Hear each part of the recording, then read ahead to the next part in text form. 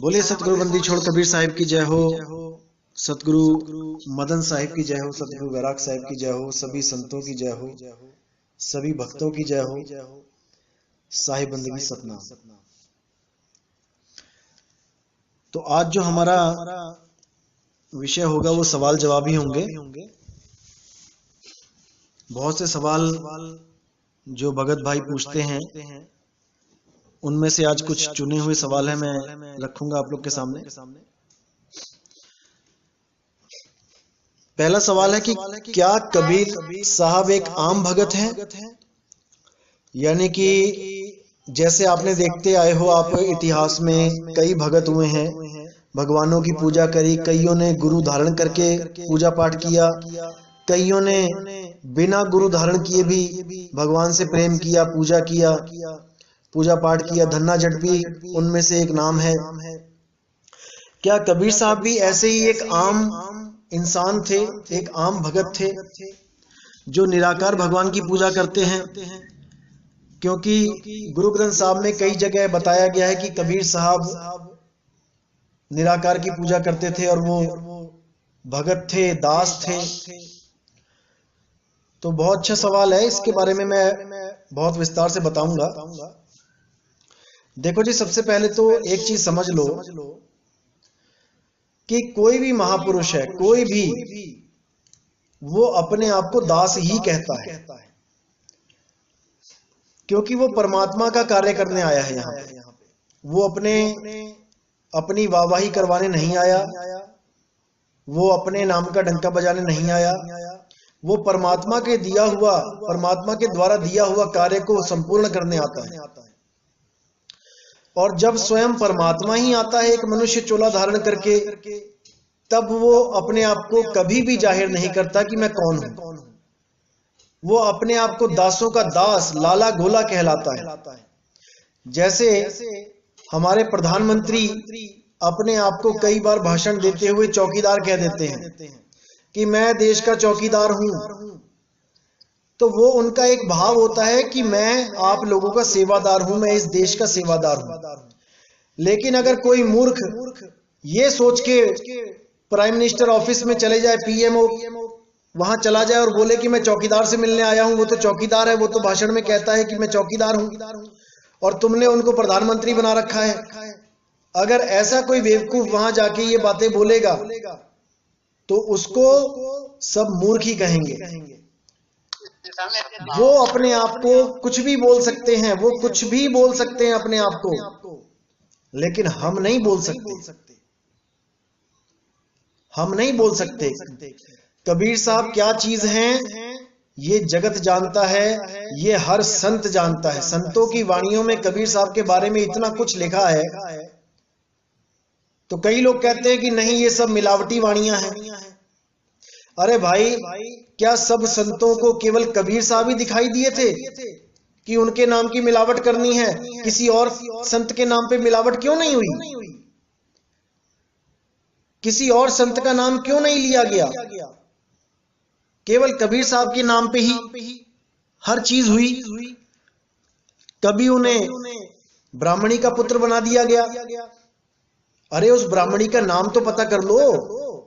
जब उन लोगों को पता ही था कि ये ब्राह्मणी का पुत्र है, तो भाई उसी वक्त पता करना चाहिए था कौन सी ब्राह्मणी का पुत्र है। कुछ लोग कहते हैं कबीर साहब के माता पिता नीरू नीमा थे, जुलाहे थे। वहां पे भी खंडन किया गया। कुछ लोग कहते हैं कि कबीर साहब की बीवी थी माता लोई। अरे भाई, तो माता लोई उनकी बीवी थी, तो उनकी बीवी के पापा का, मतलब पिताजी का, माताजी का कोई नाम तो बता दो। क्यों आज तक कोई नहीं बता पाया? माता लोई का गांव तो बता दो, कौन से गांव से उनकी पत्नी थी। राम जी का इतिहास पता है, राम जी के दादा परदादा सबके नाम पता है। विष्णु जी का पूरा इतिहास पता है, कौन कौन से युग में आते हैं। सारे 10 गुरुओं का इतिहास पता है, कौन कौन सी माता जी हैं, उनके पिताजी का क्या नाम है, उनकी माता का क्या नाम है, उनके बच्चों का क्या नाम है, सबका इतिहास है। केवल कबीर साहब का इतिहास नहीं मिलता किसी को। इसके पीछे बहुत बड़ा राज है। उस राज को जो समझ जाता है उसका बेड़ा पार हो जाता है। और जो कबीर साहब को एक आम भगत मानता है वो बेचारा इसी जन्म मरण में उलझा रहता है। मेरे कहने का मतलब ये नहीं कि आप परमात्मा कबीर साहब को मान के उनकी पूजा करना शुरू कर दो, बिल्कुल नहीं। कबीर साहब के बताए हुए सिद्धांत पे चलना है कि कबीर साहब ने क्या बताया, मुक्ति के लिए क्या जरूरी है, इस पे चलना है। अगर ये सिद्धांत आपको समझ में आ जाता है फिर समझ लो कि आपको 84 में आपको जन्म मरण में डालने वाला कोई नहीं। और अगर ये सिद्धांत नहीं समझ में आता है तो आपको दोबारा आना ही पड़ेगा। और कोई कहे कि बिना गुरु के सिद्धांत समझ में आ जाएगा, भैया वो भी नहीं आने वाला, कभी नहीं आएगा। क्योंकि कबीर साहब का इस दुनिया में आने का मकसद ही ये था कि गुरु परंपरा को अटल बनाना है। और गुरु ही नहीं, सतगुरु परंपरा को। सतगुरु, गुरु तो बहुत हैं, गुरु तो सतयुग द्वापर त्रेता में गुरु ही गुरु हैं, जहां भी नजर मार के देख लो। लेकिन सतगुरु जो शब्द है वो कबीर साहब के द्वारा ही लाया गया इस दुनिया में। सतगुरु यानी सच्चा गुरु। क्योंकि किसी भी काल में किसी भी धर्म में गुरु को झूठा नहीं बोला गया। जब कोई झूठा है ही नहीं तो सत्य यानी सच्चे गुरु का नाम कहां से आ गया भाई। जैसे सूर्य एक है तो कभी कोई नहीं कहता कि सच्चा सूर्य, आज सुबह सच्चा सूर्य निकला। सूर्य तो एक है। कोई नहीं कहता आज सच्चा चांद निकला, चांद तो एक है जो हमें दिखाई देता है। लेकिन गुरु अनेक हैं। राम जी के भी गुरु हैं, कृष्ण जी के भी गुरु हैं, सबके गुरु हैं, लेकिन सतगुरु कोई नहीं है। उस सतगुरु की परंपरा को चालू करने के लिए, चलाने के लिए स्वयं सतपुरुष शब्द गुरु एक इंसानी चोले में आया। उसी को बंदी छोड़ कबीर साहब कहा जाता है,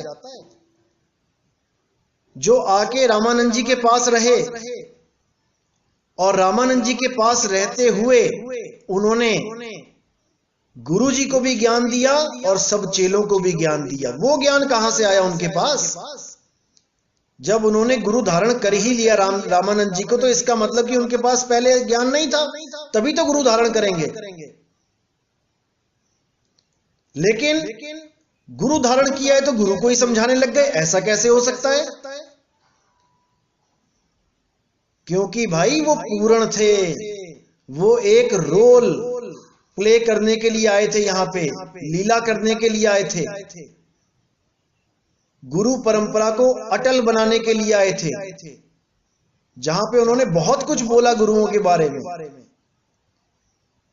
कि गुरु मेरे सभी बड़े अपनी अपनी ठौर, शब्द विवेकी पारखी सो माथे का मोर। कौन है वो शब्द विवेकी पारखी? अरे वो भी तो गुरु ही है, उसी को तो सिर पे बैठाना है। शब्द विवेकी पारखी यहां गुरु परमात्मा के लिए नहीं बोला कि परमात्मा शब्द का विवेक करेगा। अरे वो तो स्वयं शब्द है, शब्द का विवेक तो हमने करना है, गुरुओं ने करना है। और जब शब्द विवेकी गुरु आपको मिलेगा तब आपका कल्याण होगा। और इस दुनिया में एकमात्र शब्द विवेकी पारखी गुरु कौन है? वो स्वयं बंदी छोड़ है, जो अपना ही ज्ञान देने आते हैं, शब्द का ही ज्ञान देने आते हैं। वो अपनी जय जयकार करवाने नहीं आते कि मेरी जय करो मैं तब खुश होऊंगा। वो खुश होते हैं जब आप शब्द को ग्रहण करते हो, और वो दुखी तब होते हैं जब आप शब्द की महिमा को जान नहीं पाते हो और इस जन्म मरण रूपी चक्की में पिस जाते हो। इसीलिए बोला गया कि चलती चक्की देख के दिया कबीरा रोए, और दो पाटों के बीच में साबुत बचाना कोई। अब ये 2 पार्ट की चक्की चला कौन रहा है, जिसको देख के कबीर साहब रो रहे हैं? इस पे विचार करना है। क्या जरूरत है ये चक्की चलाने की? किसको पीसा जा रहा है? कौन चला रहा है ये चक्की? जब तक इसका ज्ञान नहीं हुआ, जब तक आप इस चक्की चलाने वाले से बच नहीं सकते। इतना याद रखना। कौन चला रहा है ये चक्की? मन और माया मिलके चला रहे हैं। इसी को ज्योत निरंजन कहा जाता है। ज्योत यानी जोता वाली माता, आदि माया, और निरंजन यानी अलख निरंजन। यही मन और माया की चक्की सदा सदा से चल रही है। जब तक इस मन और माया को आपने पहचान नहीं लिया सही से, जब तक आप इसको त्याग नहीं सकते। अगर आपने सांप को रस्सी समझ के पकड़ लिया है तो आप उसको छोड़ोगे नहीं। लेकिन जब आपको बोध हो जाएगा कि भैया ये रस्सी नहीं, ये सांप है, फिर आप उसको पकड़ोगे भी नहीं। तो ये बोध कौन कराएगा? ये गुरु का काम है। गुरु बताएगा आपको। आज बहुत से लोग ये बातें करते हैं, गुरु की जरूरत नहीं है, गुरु की जरूरत नहीं है, और प्रमाण कहां से दिखाते हैं? वाणियों से। अरे भाई, वाणी किसने लिखी? वाणी भी तो एक इंसान ने लिखी है। अगर वही इंसान बोल के समझाने लगे तो तुम क्या उसको गुरु नहीं कहोगे? भाई, जो ज्ञान देता है, जो ज्ञान बताता है, उसी को गुरु कहते हैं। और जिसका ज्ञान दिया जाता है उसको सतगुरु कहते हैं, उसको शब्द गुरु कहते हैं। जब तक गुरु आपके जीवन में नहीं आएगा, आपकी आध्यात्मिक यात्रा शुरू नहीं हो सकती। आपको समझ ही नहीं आएगा मैं करूं तो करूं क्या। कभी कोई नाभि में ध्यान लगाने लग जाएगा, कोई श्वासों में सोहम का जाप करने लग जाएगा, कोई हृदय में ध्यान लगाने लग जाएगा, कोई कंठ चक्र में फंस जाएगा, कोई त्रिकुटी में ध्यान लगाने लग जाएगा, कोई ब्रह्मरंध्र में उलझ जाएगा। जा ही नहीं सकते कहीं जब तक सतगुरु विदेही शब्द का बोध ना करा दे, उस परम ज्ञान को ना समझा दे जो दसम द्वार से पार है। नहीं तो ये जितने भी जीव हैं, जितने भी भगत हैं, ये सब दसम द्वार के अंदर की ही साधना करके अपना जीवन बर्बाद करके चले जाते हैं। इसीलिए साहिब ने बोला कि 10 द्वार से आपको निकलना पड़ेगा। कहां जाओगे? कई लोग हमारा सत्संग सुन के कहने लग गए हैं कि आत्मा कहीं आती जाती नहीं है और आत्मा तुम्हारे शरीर के अंदर है। मिक्स खिचड़ी ज्ञान। अरे भाई, अगर तुम्हारे शरीर के अंदर आत्मा है और उस आत्मा से ही तुम्हारा शरीर चल रहा है और आत्मा कहीं आती जाती नहीं, तो वो सदा तुम्हारे शरीर के अंदर ही रहेगी। फिर ये शरीर की एनर्जी क्यों खत्म हो जाती है? ये शरीर क्यों मृत हो जाता है? ये शरीर के फ्यूज क्यों उड़ जाते हैं? अगर वो करंट सदा सदा तुम्हारे अंदर है तो कोई विचार नहीं करता। जैसे किसी बोतल में पानी है और पानी अमर है, पानी ही ताकत दे रहा है बोतल को, तो बोतल में पानी सदा के लिए है तो बोतल तो स्वयं अमर हो गई। जिस जगह स्वयं परमात्मा आके विराजमान हो जाए, वो जगह तो कभी खत्म हो ही नहीं सकती ना भाई, वो तो अमर हो जाएगा। ऐसा ये लोग इसलिए बोलते हैं क्योंकि इन लोगों को अभी यही नहीं समझ में आ रहा है कि तुम्हें एक दिन शरीर छोड़ना पड़ेगा। शरीर में कौन है जो आता जाता है? वो जीव है। जीव आता है शरीर में तो ये शरीर चलता है, जीव चला जाता है तो ये शरीर निढाल होके गिर जाता है। इसीलिए बोला उड़ जाएगा हंस अकेला, उड़ जाएगा हंस अकेला। हंस उड़ जाएगा, कहां उड़ के जाएगा? अगर उसको अपने घर का पता है फिर तो भाई वापस चला जाएगा, और अगर उस हंस को नहीं पता है कहां जाना है तो इन्हीं 10वें द्वारों से 10 द्वारों से अगली जून में चला जाएगा। कोई रोक नहीं सकता उसको। कौन रोक सकता है? शब्द गुरु, वो रोक सकता है। कैसे रोकेगा? जब कोई भेदी सतगुरु आपके जीवन में आके उस शब्द गुरु का लखाव करेगा, तब आप अपनी सूरत को उस शब्द गुरु से जोड़ना शुरू करोगे।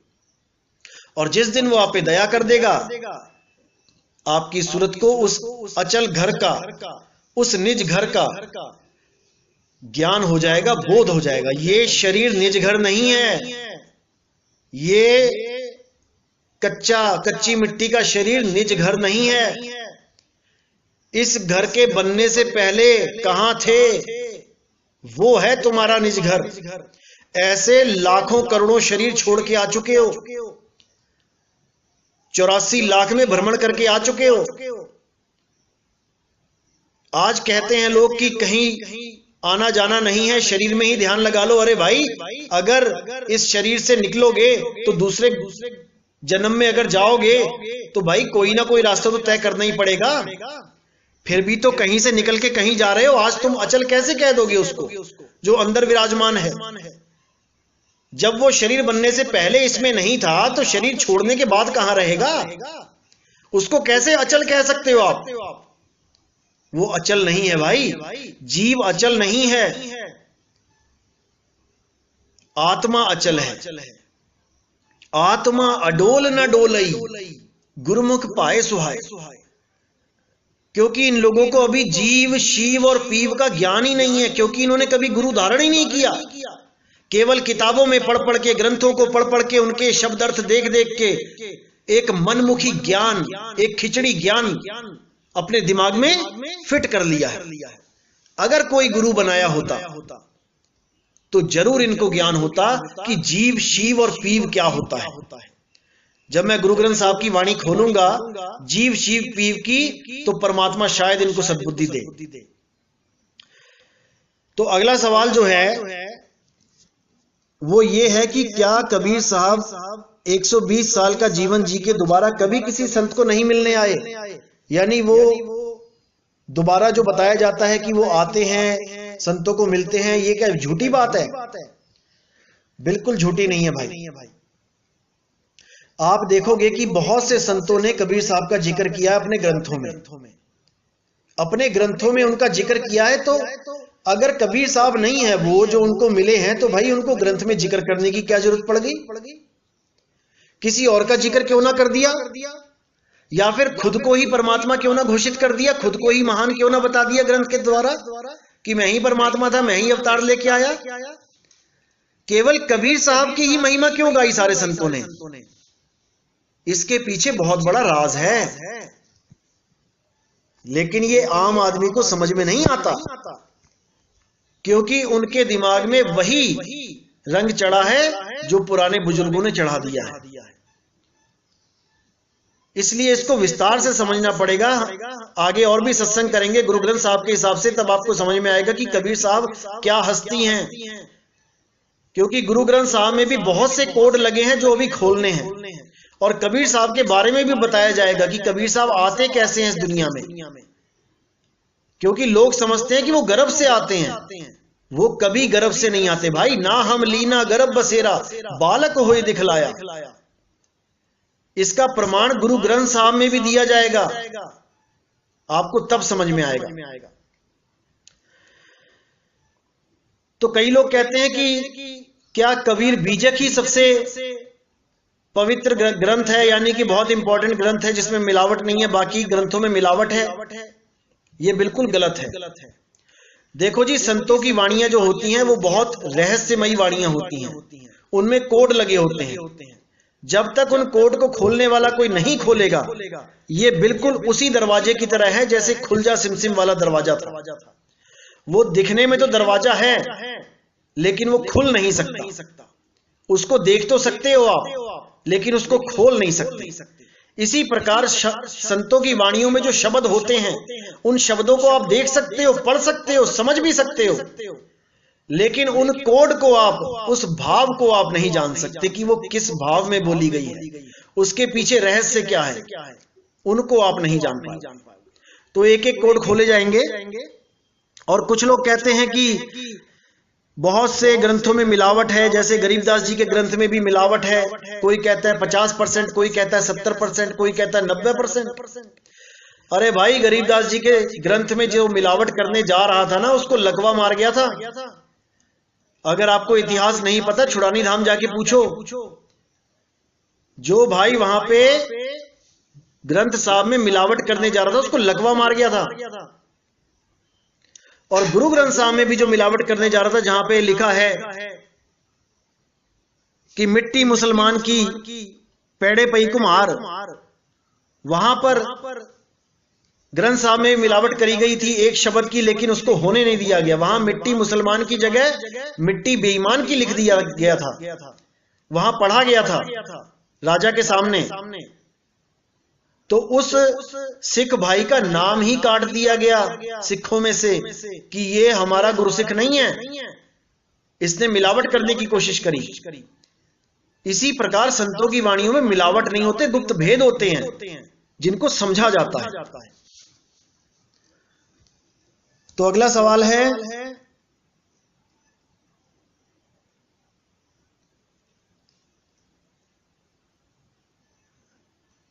क्या मीराबाई को परमात्मा नहीं मिला था? क्योंकि गुरु ग्रंथ साहब में सब संतों की वाणियां ली गई, लेकिन मीराबाई की वाणियां नहीं ली गई। एक भाई का सवाल था। तो भाई ऐसा बिल्कुल नहीं है, ऐसा बिल्कुल नहीं है कि केवल जो ग्रंथ साहब में जिन संतों की वाणियां हैं कि उन्हीं को मुक्ति मिली, बाकियों को नहीं मिली। ऐसा बिल्कुल नहीं है। बहुत से ऐसे संत हैं, बहुत से, जिनकी वाणी गुरु ग्रंथ साहब में दर्ज नहीं है। तो क्या उन संतों को हम अधूरा मान लें? जो पार ब्रह्म की वाणी बोलते हैं, जो परमात्मा का साक्षात्कार जिन्होंने किया है, क्या हम उनको अधूरा मान लें? ऐसा नहीं होता भाई। बहुत सी ऐसी खबरें होती हैं जो अखबारों में नहीं छपती हैं। तो क्या जो अखबार में नहीं छपी वो क्या खबर नहीं है? क्या वो असलियत नहीं है? ऐसा बिल्कुल नहीं है भाई। गुरु ग्रंथ साहब में उस समय के संतों की वाणियां ली गई थी, लेकिन मीराबाई की वाणी नहीं ली गई। इसका मतलब ये नहीं कि वो मुक्त नहीं हुई या उसको परमात्मा नहीं मिले। वो तो स्वयं रविदास जी की शिष्य थी, जिसकी वाणी स्वयं ग्रंथ साहब में है। जब रविदास जी को आप मुक्त मानते हो, तो क्या रविदास जी के शिष्य मुक्त नहीं होंगे? बहुत से लोग ये बोलने लग गए हैं कि लेडीज को मुक्ति नहीं मिलती। औरत की किस्मत में मुक्ति नाम का अक्षर ही नहीं है, भक्ति नाम का अक्षर ही नहीं है। तरस आता है उन लोगों पे। अरे बाबा फरीद जैसों को बंदगी के रास्ते पे एक औरत ही लेके आई थी। मीराबाई कहती है, वस्तु अमोलक दी मेरे सतगुरु, कृपा कर अपनायो। अरे वो प्रमाणित कर रही हैं, वस्तु अमोलक दी मेरे सतगुरु, मेरे सतगुरु ने मुझे वस्तु दे दी है। और ये लोग कहते हैं कि मीराबाई को मुक्ति नहीं मिली। कमाल के लोग हैं। तो भाई बहुत से आते हैं इस दुनिया में, बहुत से भरमाने वाले आते हैं। लोगों का काम है भरमाना, लेकिन अगर आप दृढ़ नहीं हो तो 100% भरम जाओगे। मैं कहता हूं 1000 बार कोई कहता रहे आपका 2000 का नोट देख के कि ये नकली है, नकली है, नकली है, लेकिन अगर आपको पहचान पता है नोट की और आपने परख लिया है अपने नोट को, तो किसी के कहने से वो नोट नकली नहीं हो जाता। इसीलिए मैं बार बार कहता हूं, जल्दबाजी मत करो इस पंथ में आने की, पहले ज्ञान को अच्छी तरह समझ लो। अगर आपने ज्ञान को अच्छी तरह समझ लिया